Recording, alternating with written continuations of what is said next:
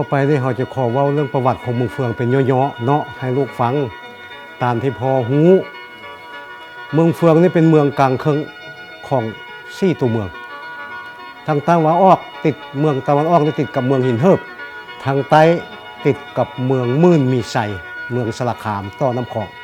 ทางเหนือติดกับเมืองวังเวียงตะวันตกติดกับเมืองแมดกาสีเมืองเฟืองเป็นเมืองที่ว่ามีป่าตึบดงหนาเมืองเฟืองเป็นพื้นฐานเพราะมีผาหลายในแข่งจันทร์มีผาอยู่ซาวซี่ผาแต่เป็นผาที่สำคัญศักดิ์สิทธิ์ที่ภาครัฐเพิ่นเป็นที่ห่วงห้ามบ่ให้ไปขุดค้นห้ามบ่ให้ไปจูดระเบิดไปเอามาหินมาเฮ็ดปูนเขามีอยู่8ผามีผาท่อนอกคำผาตึงผาเหลืองแล้วก็ผาดินกี้สีมังผานกกบผาฤาษีผาหลวงทำแอ่นผาแท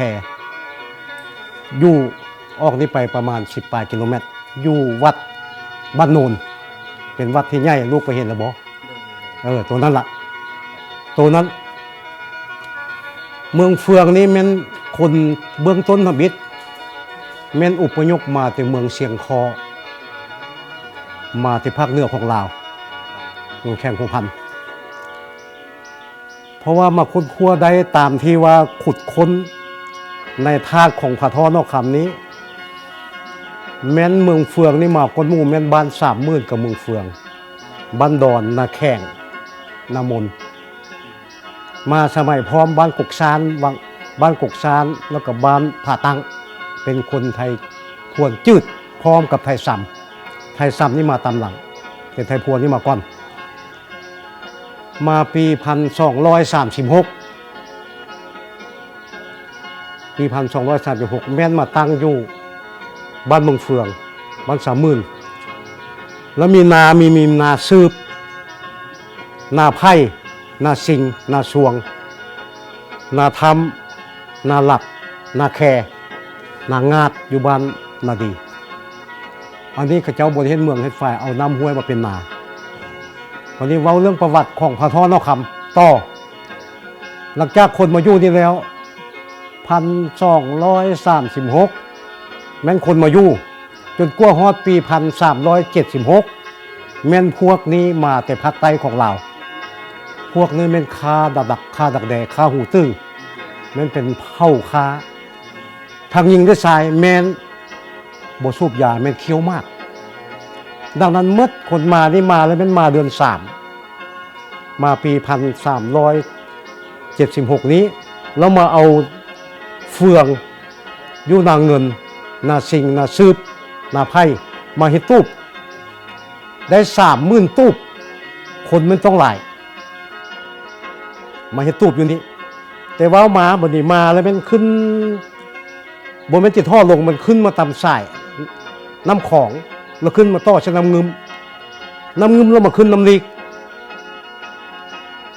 แล้วขึ้นมาหาน้ำตกนี้แต่สมัยนั้นแม่น้ำตกนี่บ่ทันมีซื้อ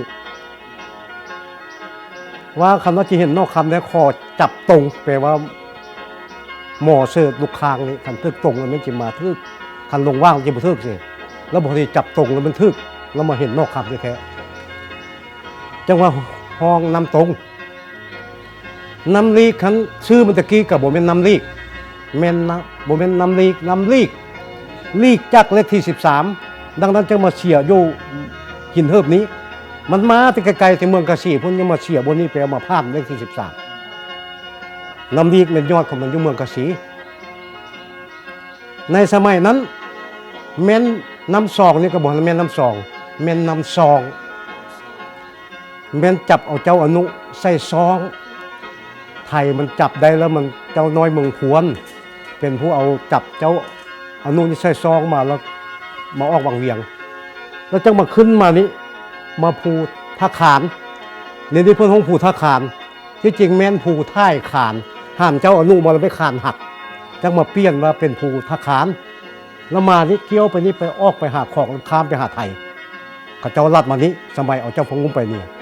อันที่เจ้าอนุวงศ์เจ้าอนุวงศ์เจ้าพงงุ้มแล้วเขาจังมีชื่อว่าเป็นน้ำซองเป็นเมืองซองมาเปลี่ยนเมืองซองเป็นเมืองวังเวียงเมืองเฟือง เป็นเมืองที่บุอึดบ่ยากบุอึดเขายากป่าป่าไม้ตึกดงหนาป่ามีกินเขามีกินวันนี้เว่าต้อเรื่องคนมาปองอนอกคำมาแล้วมาเฮ็ดตูบทั่วหมด30,000ตูบคันว่าเฮาเอา2คูณก็เป็นต้องเป็นกายแล้วตูบนึงมันต้องมีนอน2คนวันนี้คนแล้วมาคาดเฮ็ดคือครั้งบังไฟนี่คาดไปนี่ของห้องนาดุ้งเฮ็ดคันดุ้งขึ้นไปในไม้มันมีลายเลยคาดขึ้นไปว่าก็ทำบินนี่ก็ว่าข้อไปผัดไปสงไปเบิ้งวันนี้ไปเห็นแล้วมันโมเมนต์แนวนั้นอยากใดอยากดีแล้วพูดจะเอาเหล็กชำใบไปสู่กับเจ้าเตรียมมาพอแหกแล้วเหล็กกันนะอันที่ไปผัดไปเดี๋ยวเอาแสดงว่ามาคิดเฉลียวแล้วมันคนนั้นเป็นวินหรือว่าคนที่ว่าบวได้ขาดน้ำแล้วว่าเป็นตัวงูตัวเดินแล้วฟันขั้นใดแล้วตกลงมาแล้วตายกองจงมาทัวเมื่อเจ้าห้องน่ะทัวนี้มานี้บรรท้านี่เป็นรอท้าเอาคำนี้บันดอนแล้วยุพุ้นแล้วตายหมดทัวเมื่อแล้วเดี๋ยวนี้เขาเจ้าคนก็จะเป็นตายประมาณครึ่งนึงหรือว่า2 ส่วนตายแล้วก็มาขุดขุ่มคืนน้ำซางนี้ห้องลังทาดอย่างนี้อยู่แปะนี้เบื้องซ้ายมือนี่เรื่องน่ะทัวนี้เราคนนั้นลงสุขุมนั้นเหมือนเรามาควัดเอาปูนอยู่ในเตามากเพราะชนชาตินี้มันเคี้ยวมากแล้วมาก่อทานงอมจากห้องลังทาทั้งสมือเดี๋ยวนี้มันเกลื่อนแล้วมีเป็นหอยวงยุ่งอันนั้นแล้วอันนี้เป็นของที่ว่าเป็นคนที่มาปองนอกคำนี้ได้สูญเสียชีวิตจังมาใช้ซื้อว่า30,000เมืองเฟืองที่จริงมัน30,000ตูบเฟืองแล้วมาเปี้ยนแล้วมันบกคักบอกมันบอกมันเป็น30,000เมืองเฟืองผ่าท่อนอกคำตัวนี้ผ่าตึงผ่าเรืองมันมี3 ผ่ากับลูกก็จะเห็นว่ามันชุ่มเกินกับนอกอันคนเศร้านี้ดังนั้นเพิ่นจึงว่า30,000ตูบเฟือง30,000เมืองเฟืองตามประวัติมันเป็นคืนนั้นก็รถเขาเจ้ากระถอยทับคืนจิตตายจะย้ายไปเลยกระหมูจักเลยแล้วก็มีตามประวัติที่เขียนไว้คืนนั้นว่าคนนี้เป็นคนมาแต่ภาคเหนือของลาวว่าซะอันก้อนนี้แล้วมันพายหมดแล้วยังแต่3 ครอบครัวที่นี่บ่ทันน้ำมูแล้วอยู่บ้านน้ำไห้นี้แล้วมูเราพายหมดสมัยเถิดไล่ไทยขวดเจ้าอนุเสียชัยให้ไทยสมัยนั้นแล้วกวดพายหมดคนมาอยู่ไม่นี้เดี๋ยวนี้เป็นคนมาไม่หมดอันคนมึนเดิมแท้ๆแล้วมันหนีพายหมดในสมัยนั้นไปอยู่พุ่นชลบุรีฝั่งไทยเบื้องนั้นอยู่ชลบุรีอยู่มันแปลว่าเป็นยายหนีพายเลยเป็นไทยหมดเป็นไทยอีสานหมดเดี๋ยวนี้อยู่เมืองเฟืองมีอยู่3 เผ่ามีเผ่าลาวไทยพวนมีเผ่าไทยแดงพวกไทยแดงหนังขาวโบมีดำแต่อยู่มั่นเป็นหัวเหตุส่วนการผลิตเก้งแล้วก็มีเผ่าขมุเฮาแล้วก็เหล่ามงเฮา